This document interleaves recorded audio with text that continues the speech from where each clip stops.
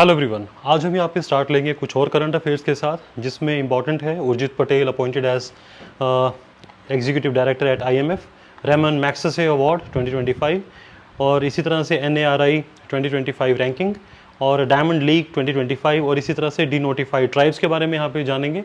तो सबसे पहले हम स्टार्ट ले रहे हैं यहाँ पे, जो फर्स्ट है that is Urjit Patel appointed as ED at IMF. तो आखिरकार ये करंट अफेयर्स जो है हमारे लिए इंपॉर्टेंट क्यों है, उसके बारे में हम यहाँ पर बात करने वाले हैं।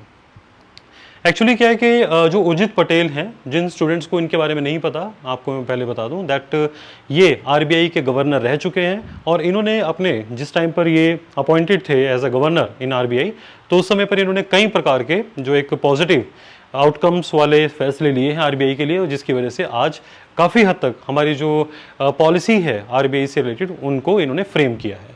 तो आपने इसमें समझना है जो उर्जित पटेल हैं रिसेंटली, क्योंकि इनकी एक योग्यता काबिलियत आप कह सकते हैं, इसकी वजह से इन्हें एग्जीक्यूटिव डायरेक्टर की जो पोस्ट है ऑफर की गई है, वो भी आईएमएफ के अंदर। तो आपको ये याद रखना है, इंटरनेशनल मॉनेटरी फंड एक कह सकते हैं आप इंटरनेशनल ऑर्गेनाइजेशन है, और इसका आपने पर्पस भी याद रखना है। आईएमएफ का पर्पस क्या होता है, जिन कंट्रीज के पास जो जैसे मान लीजिए इंडिया इंपोर्ट भी करता है और एक्सपोर्ट भी करता है, तो जब हम इंपोर्ट करते हैं तो हमें उनके जितना लेट्स से अगर हमने $100 बिलियन का ऑयल इंपोर्ट किया तो हमने वो पे भी करना है इन डॉलर्स।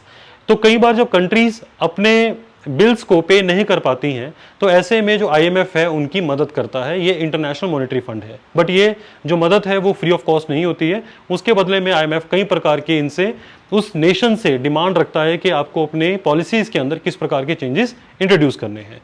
तो वहां पर आईएमएफ में अब इन्हें एग्जीक्यूटिव डायरेक्टर की पोस्ट पर यहाँ पे इनको ऑफर किया गया है और he will be representing India which is a part of the 4 country constituency. आपको याद रखना है कि ये इंडिया अकेले को रिप्रेजेंट नहीं करेंगे।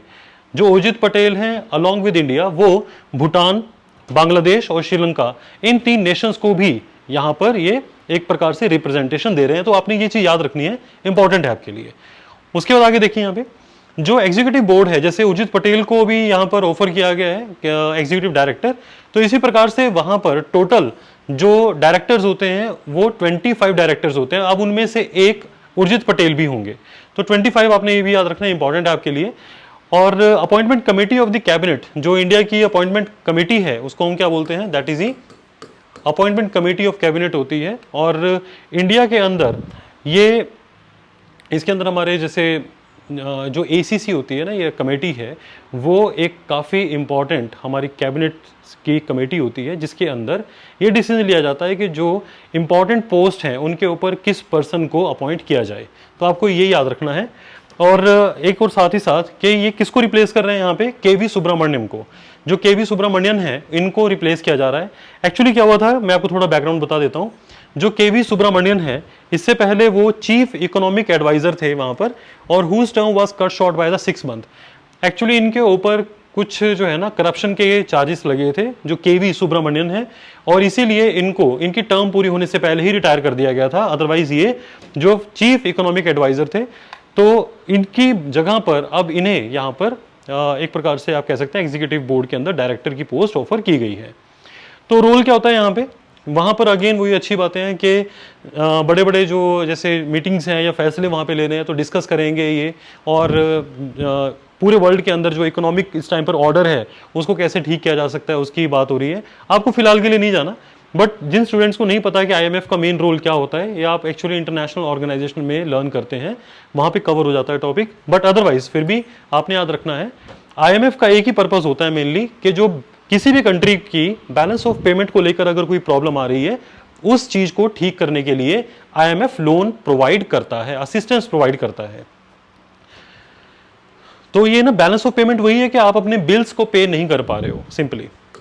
उसके बाद हम आगे जा रहे हैं यहाँ पे, जो उर्जित पटेल, जैसे मैंने आपको ऑलरेडी बताया कि ये 24th गवर्नर थे आरबीआई के 2016 से 18 तक, और यहाँ पर इससे पहले डिप्टी गवर्नर भी रह चुके हैं और बाद में उसके इनको गवर्नर बनाया गया था आरबीआई का, ये याद रखना है आपने। और फिर उसके बाद जब आरबीआई से इन्होंने रिजाइन कर दिया था, कुछ इनके मतभेद थे उस समय पर सरकार के साथ, उसके बाद इन्होंने वाइस प्रेसिडेंट की पोस्ट, यानी कि एशियन इंफ्रास्ट्रक्चर इन्वेस्टमेंट बैंक, अगर आप इसको पढ़ना चाहें तो आप ज़रूर पढ़ें इसको कि AIAB क्या होता है। और ये बीजिंग के अंदर है, ये भी आपने याद रखना है। जो ये बैंक है एशियन इंफ्रास्ट्रक्चर इन्वेस्टमेंट बैंक है, उसका हेडक्वार्टर बीजिंग में है, ये भी याद रखना है आपने। तो वहाँ पर भी इन्होंने सर्व किया है और फिर बाद में जो हेल्थ रीजंस की वजह से इन्होंने वहाँ से भी रिज़ाइन किया। और इसी तरह से इनके समय पर ना, ये याद रखना है आपने अगेन, RBI ने उस समय पर एक इंट्रोड्यूस की थी एक मॉनेटरी पॉलिसी, यानी कि एक चेंज यहाँ पर लेकर आए थे ये।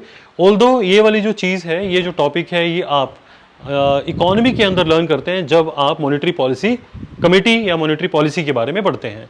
तो उस समय पर ना इन्होंने इन्फ्लेशन के लिए, क्योंकि ये आपको ऑलरेडी मैं पहले बता चुका हूं कि भारत सरकार की इन्फ्लेशन यानी कि महंगाई दर को कम करने के लिए एक स्ट्रैटेजी है, जिसके तहत हम भारत के अंदर जो 4 + -2 यानी कि 2 से लेकर 6% तक की महंगाई दर हम मेंटेन कर सकते हैं। तो भारत सरकार जो है ना, इस प्रकार के जो टारगेट्स हैं उसको बोलते हैं फ्लेक्सिबल इन्फ्लेशन टारगेटिंग। तो RBI ने इनके समय में जो, या इन्होंने जब अपनी इनकी कमेटी बनाई गई थी तो इन्होंने रेकमेंड किया था कि भारत को फ्लेक्सिबल इन्फ्लेशन टारगेटिंग रखने की ज़रूरत है। बस आपको इसमें इतना एनफ है, इससे ज़्यादा की ज़रूरत नहीं है। नेक्स्ट न्यूज़ के बारे में हम जा रहे हैं विच इज़ इंपॉर्टेंट, और ये रैमन मैग्सेसे अवार्ड है 2025 का।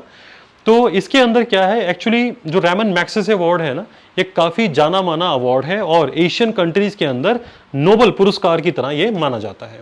आपको इसमें याद रखना है, एक हमारे यहाँ पे नॉन प्रॉफिट ऑर्गेनाइजेशन है, जैसे आपने NGO सुनी है, उसी तरह से NPOs भी होती हैं जिनका मकसद प्रॉफिट कमाना नहीं होता है, वो NPOs होती हैं। एक ऐसी NPO है जिसका नाम है foundation to educate girls globally. तो इस जो एक इंडियन ऑर्गेनाइजेशन है ये, और इसको ये अवार्ड दिया गया है जिसका नाम है रैमन मैग्सेसे अवार्ड।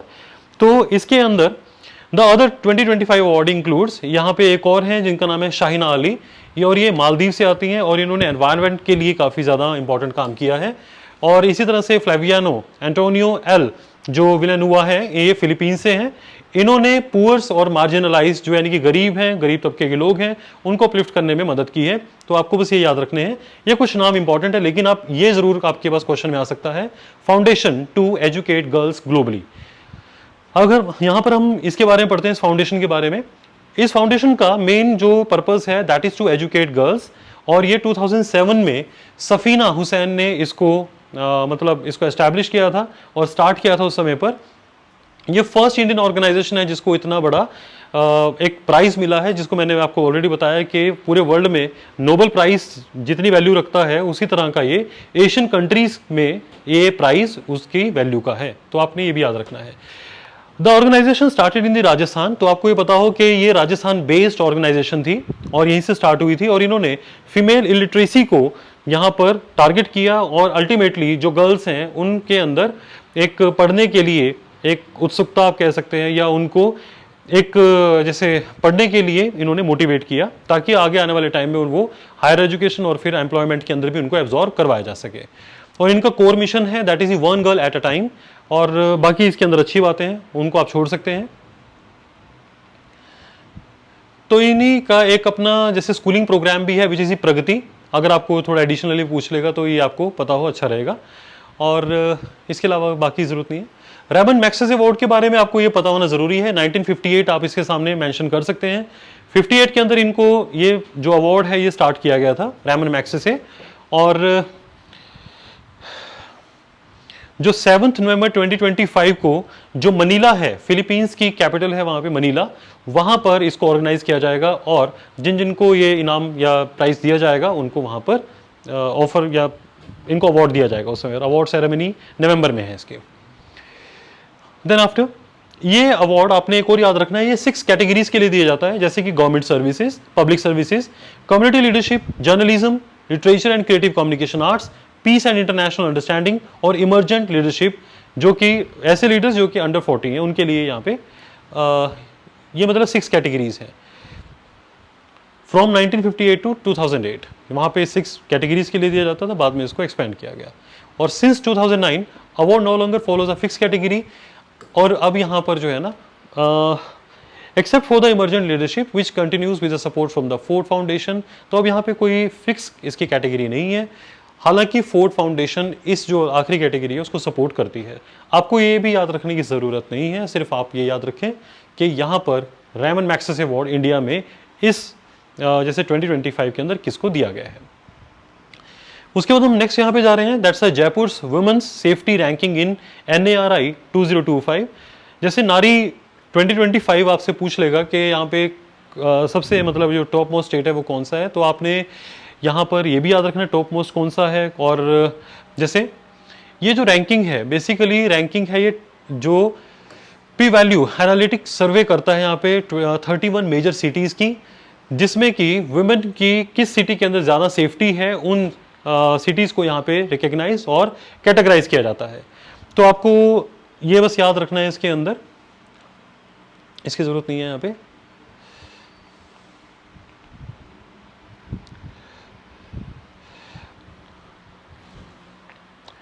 जो कंट्री की एवरेज है उसे मतलब ये कंट्रीज़ का यहाँ पे मेंशन किया गया है, और साथ ही साथ आपको कंट्रीज़ की जो एवरेज से ज़्यादा आपको कोहिमा, विशाखापट्टनम, भुवनेश्वर के अंदर यहाँ पे ज़्यादा आपको एक इम्प्रूवमेंट नज़र आएगी जो नेशनल एवरेज है यहाँ पे रैंकिंग की।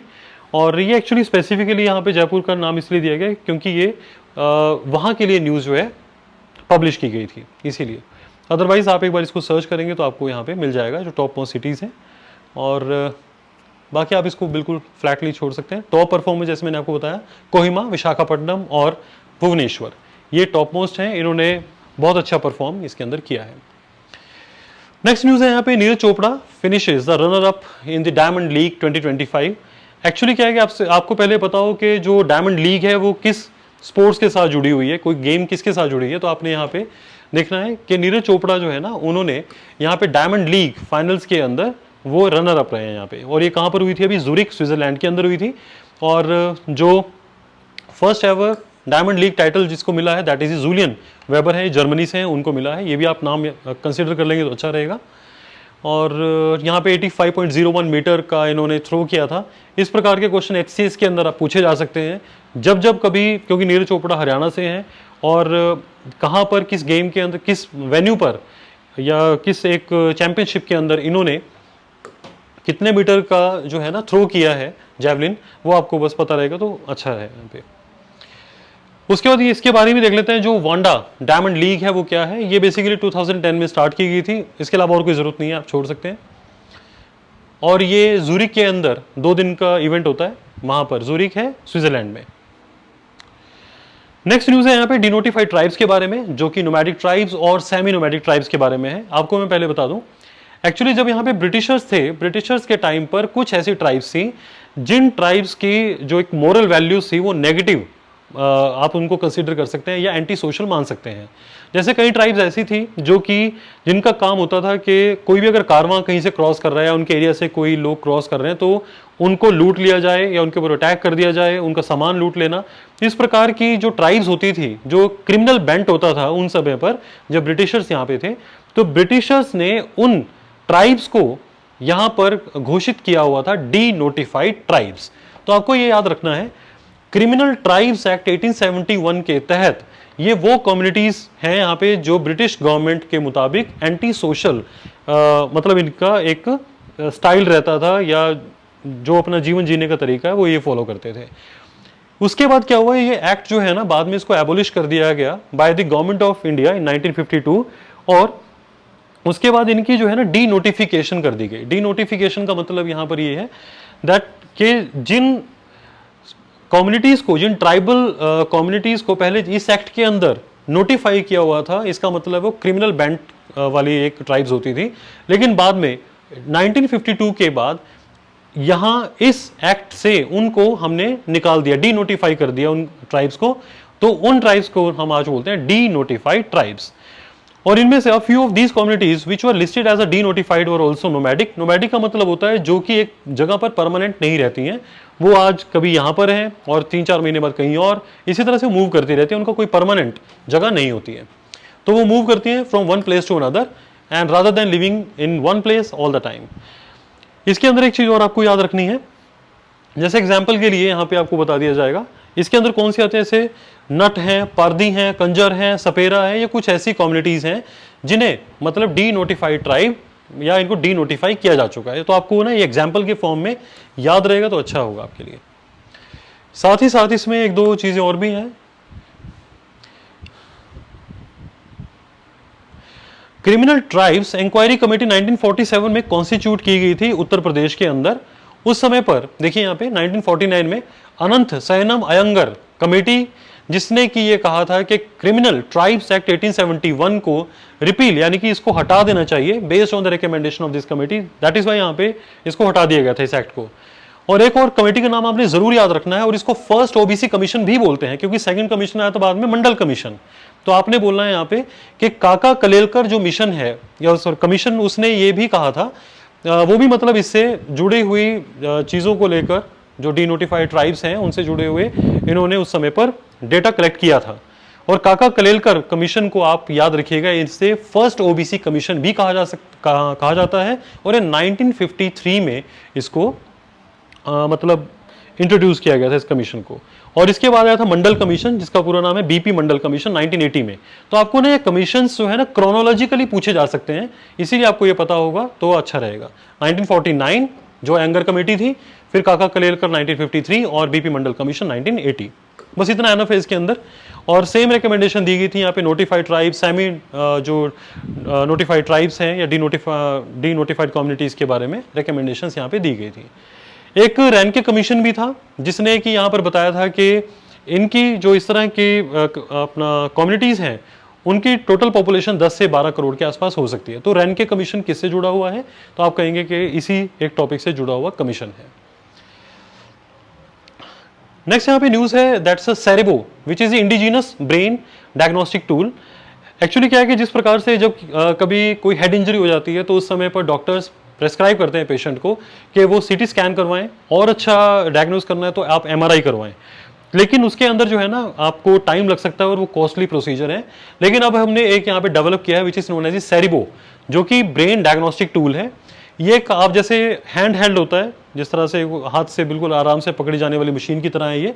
और ये ट्रॉमेटिक ब्रेन इंजरीज को, यानी कि जिसके अंदर कोई अंदर ट्रॉमा हो गया हो, नुकसान हो गया हो आपकी हेड इंजरी की वजह से, तो उसको जल्दी ये डिटेक्ट कर सकता है।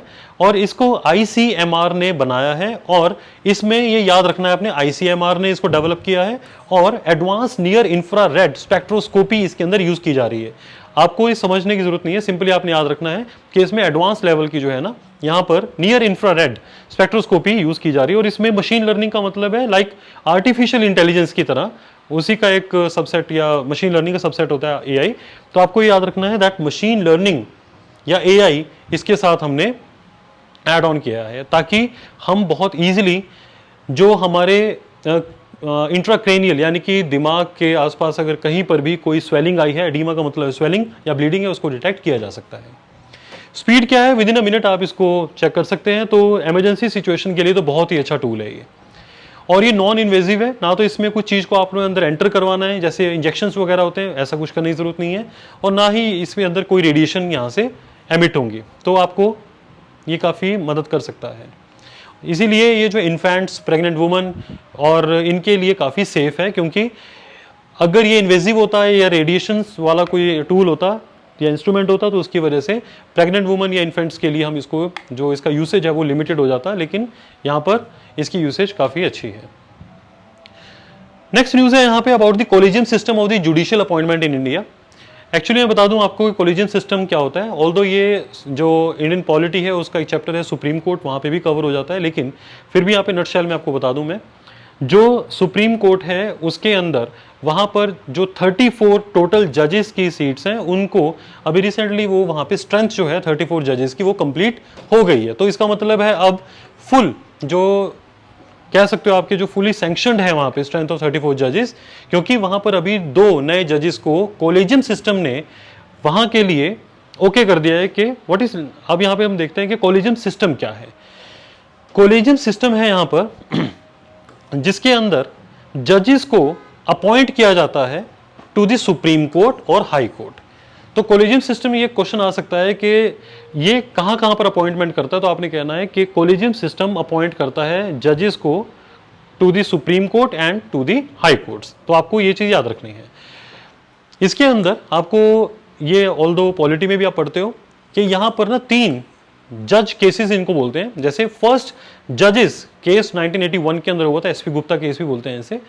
इस केस में यहां पर यह बताया गया था कि द अपॉइंटमेंट ऑफ अ जज ऑफ सुप्रीम कोर्ट और the high court, the word consultation in article 124(2) and in article 217 of the constitution doesn't mean concurrence. That means यहां पे क्या था कि जो एग्जीक्यूटिव प्राइमेसी है over the judiciary in the judicial appointment, इसका मतलब ये था कि जो एग्जीक्यूटिव है, दैट मीन्स जो हमारी एग्जीक्यूटिव इसको बोलते हैं, जैसे प्राइम मिनिस्टर हो गए, काउंसिल ऑफ मिनिस्टर, लेकिन उनसे ऊपर है दैट इज ए प्रेसिडेंट। यानी कि अगर प्रेसिडेंट चाहेंगे तो उनकी जो भी बात होगी, उनकी जो भी इच्छा होगी वो सुप्रीम होगी रादर देन जो जजेस कह रहे होंगे। अगर जजेस की अपॉइंटमेंट करनी है तो जजेस की बात सेकेंडरी होगी और यहाँ पे प्रेसिडेंट की बात को प्राइमरी रखा जाएगा। सेकंड जजेस केस के अंदर जो कि हुआ था 1993 के अंदर, यहाँ पर इसको वैसे आपको फिलहाल जानने की जरूरत नहीं है, क्योंकि यहाँ बताया गया था कि जो CJI कहा गई यहाँ पे कहा करेंगे, दैट मीन्स जो चीफ जस्टिस ऑफ इंडिया है उन्हीं जजेस को ही हम मतलब यहाँ पर सुप्रीम कोर्ट या हाई कोर्ट के लिए आगे प्रमोट करेंगे। इसका मतलब ये है कि जो CJI को जिन जजेस का नाम ठीक लगेगा उन जजेस को ही अपॉइंट किया जा सकता है, लेकिन CJI को यहाँ पर जो 2 सीनियर मोस्ट जजेस से अपने एक बार कंसल्ट करना होगा, तब जाकर ये होगा। लेकिन बाद में हुआ थर्ड जज केस 1998। आपको इनके ईयर्स याद रखने हैं, 81, 93 और 98। इसमें यह कहा गया था कि जो CJI है, दैट मीन्स कोलेजियम का मतलब होता है CJI प्लस 4 मोर जजेस ऑफ सुप्रीम कोर्ट। ये 5 लोग मिलकर डिसाइड करेंगे कि सुप्रीम कोर्ट के अंदर कौन जज हो सकता है, किसे हम अपॉइंट कर सकते हैं। नई अपॉइंटमेंट के लिए ये लोग कुछ न्यू नेम्स को मेंशन करेंगे या रेकमेंड करेंगे। सो गाइज, अगर हम सुप्रीम कोर्ट के कोलेजियम की बात करते हैं तो वहां पर CJI, या आप यहाँ पे C लिख रहा हूं, और प्लस 4 जो सुप्रीम कोर्ट के जजेस हैं उनकी बात हो रही है। अगर हाई कोर्ट के कोलेजियम की बात हो तो वहां पर chief justice of high court और 2 सीनियर मोस्ट जो हाई कोर्ट के जजेस होंगे, वहां पे इनका कोलेजियम होता है। और गवर्नमेंट का रोल क्या रहेगा, सिंपली ये क्वेश्चन हो सकता है आपके पास, जब भी कभी कोलेजियम सिस्टम ये ओके कर देता है कि ये लेट्स से कोई ABC पर्सन है जिसको हमने अपॉइंट करवाना है, उन्होंने रेकमेंड कर दिया, अब जो पर्सन है क्या गवर्नमेंट उसके लिए ओके है, नहीं, तो यहां पे गवर्नमेंट एक ऑब्जेक्शन रेज कर सकती है। बट अगर कोलेजियम सिस्टम ने दोबारा फिर ये कह दिया कि नहीं ये पर्सन ठीक है, इसके खिलाफ जो आप ऑब्जेक्शन उठा रहे हो वो गलत है, तब इसका मतलब है कि उसकी अपॉइंटमेंट करनी ही पड़ेगी गवर्नमेंट को, क्योंकि अल्टीमेटली नाम ये सजेस्ट करेंगे, जो कोलेजियम सिस्टम है, जो 1+4 या 1+2 वाले लोग हैं, ये सजेस्ट करेंगे और इसकी अपॉइंटमेंट करते हैं प्रेसिडेंट। तो आपको ये चीज याद रखनी है सुप्रीम कोर्ट के केस के अंदर। इसमें एक चीज और देखिए, यहाँ पे आर्टिकल 124 क्या बोलता है, यहाँ पे सुप्रीम कोर्ट जजेस appointed by the president in consultation with the CJI। तो अगेन देखिए यहाँ पे आपको आर्टिकल मैचिंग अंदर आ सकता है। Under article 124 it is written there कि जो सुप्रीम कोर्ट के जजेस हैं अल्टीमेटली उनकी अपॉइंटमेंट कौन करेगा, वो प्रेसिडेंट ही करेगा, लेकिन किसके सजेशन पर, यहाँ पे CJI के सजेशन पर। और CJI और अदर जजेस का मतलब है कोलिजियम सिस्टम के सजेशन पर। जो बात 124 में सुप्रीम कोर्ट के लिए कही गई है वही बात 217 के तहत हाई कोर्ट के लिए कही गई है। तो इसके अंदर क्या है, यहाँ पर भी प्रेसिडेंट ही करेंगे but with the consultation of CJI, और बाकी यहाँ पे गवर्नर और जो हाई कोर्ट के चीफ जस्टिस इनके साथ। CJI हाई कोर्ट जिसमें आप नए जजेस रख रहे हो हाई कोर्ट के अंदर, वो वहाँ का जो CJI है, हाई कोर्ट के भी CJI होते हैं, सॉरी, जो वहाँ के चीफ जस्टिस हैं हाई कोर्ट के, और साथ ही साथ यहाँ पे जो गवर्नर हैं उनकी भी हम यहाँ पे सहमति लेंगे। यहाँ पर 3 टर्म्स आपको और याद रखनी है। व्हाट इज द एडहॉक जजेस। एडहॉक जजेस का मतलब होता है गाइस, जब कभी यहाँ पर मतलब जैसे सुप्रीम कोर्ट के अंदर मान लीजिए सभी लोग रिटायर हो गए हैं और वहां पे सिर्फ 5 या 10 जजेस रह गए हैं, तो इसीलिए वहां का काम नहीं चल पा रहा है, तो कई बार जो CJI है वो प्रेसिडेंट से परमिशन लेकर कुछ जजेस को वहां पर मतलब अपॉइंट कर सकते हैं। वो हाई कोर्ट से भी बुला सकते हैं, ताकि कुछ समय के लिए जब तक फाइनल अपॉइंटमेंट्स नहीं हो जाती तब तक हमें काम चलाना है। वहां का कोरम का मतलब होता है नंबर ऑफ जजेस वहां पे कितने होने चाहिए ताकि सुप्रीम कोर्ट की फंक्शनिंग प्रॉपर चलती रहे। तो आपने इसमें याद रखना है, यहाँ पे प्रेसिडेंट की कंसेंट लेनी पड़ेगी CJI को एडहॉक जजेस में। इसी तरह से जो रिटायर्ड जजेस के अंदर भी यहाँ पे सुप्रीम कोर्ट के जो CJI हैं वो प्रेसिडेंट से पहले परमिशन लेंगे, कंसेंट लेंगे। तो आपको ये याद रखना है 127 और 128 इन दोनों के अंदर कंसेंट ली जाती है यहाँ पे प्रेसिडेंट की, तभी यहाँ पर जो CJI है वो मतलब किसी पर्सन को यहां पर बुला सकते हैं एज अ जज, यहां पे काम चलाने के लिए। और यहां पर है किसी रिटायर्ड जज को अगर बुलाना पड़े और कुछ समय के लिए, तब भी यहां पे प्रेसिडेंट की कंसेंट लगेगी। तो रिटायर्ड जजेस के लिए और एडहॉक जजेस के लिए यहां पे सीजीआई की कंसेंट की रिक्वायरमेंट है। अगर हम एक्टिंग सीजीआई की बात करें, एक्टिंग का मतलब होता है मान लीजिए कोई पर्सन है वो सीजीआई है इस टाइम पर, लेकिन उनकी डेथ हो गई है, या वो उनकी हेल्थ अच्छी नहीं है, या वो वेकेशंस पर हैं, तो उस टाइम पर किसी पर्सन को एक्टिंग सीजीआई भी हम यहां पर बना सकते हैं। तो अंडर आर्टिकल 126 ये प्रेसिडेंट जो है अवेलेबल कोई सुप्रीम कोर्ट के जज को ऐसा करने के लिए कह सकते हैं। सो ओवरऑल वैसे तो ये जो है ना, क्योंकि इंडियन पॉलिटी के अंदर आप उसको कवर करते हो, तो और यहाँ पर जो आपने इसको थोड़ा सा एक छोटे फॉर्मेट में समझा, आपको यहाँ पे जो जजेस के केसेस हैं उनके बारे में आपको क्लैरिटी हो कि फर्स्ट जज केस 1981 का है, फिर 93 का है, फिर 98 का है। इसी तरह से जो कोलिजन सिस्टम है उसका मतलब क्या है, आर्टिकल 124 क्या बोलता है, 126, 127, 128, और इसमें कंसेंट कहाँ कहाँ पर होती है, ये चीज़ें आपको याद रखनी है, क्योंकि ये क्वेश्चन जो है ना आमतौर पे देखे जाते हैं। सो गाइस, इस सेशन के लिए ये करंट अफेयर्स एनफ है। और अगेन जब भी आप कभी नए करंट अफेयर्स को पढ़ते हैं तो साथ ही साथ पुराने करंट अफेयर्स को ज़रूर उसको रिवाइज़ कीजिए, और इस तरह की रूटीन रखते हुए आप बहुत ईजिली अपने करंट अफेयर्स को प्रिपेयर कर सकते हैं। इस चैनल को सब्सक्राइब अगर आप कर लेंगे तो ये आपके लिए बेटर होगा, बिकॉज क्योंकि जब भी हम कोई नया कंटेंट अपलोड करते हैं तो आपको मिलेगा, और आप इससे अपने जो करंट अफेयर्स हैं उनको अच्छे से प्रिपेयर कीजिए। और साथ ही साथ जो बेल आइकन है उसको भी जरूर प्रेस कीजिए, ताकि आपको टाइमली नोटिस या नोटिफिकेशन आपको मिलते रहे। Thank you so much guys.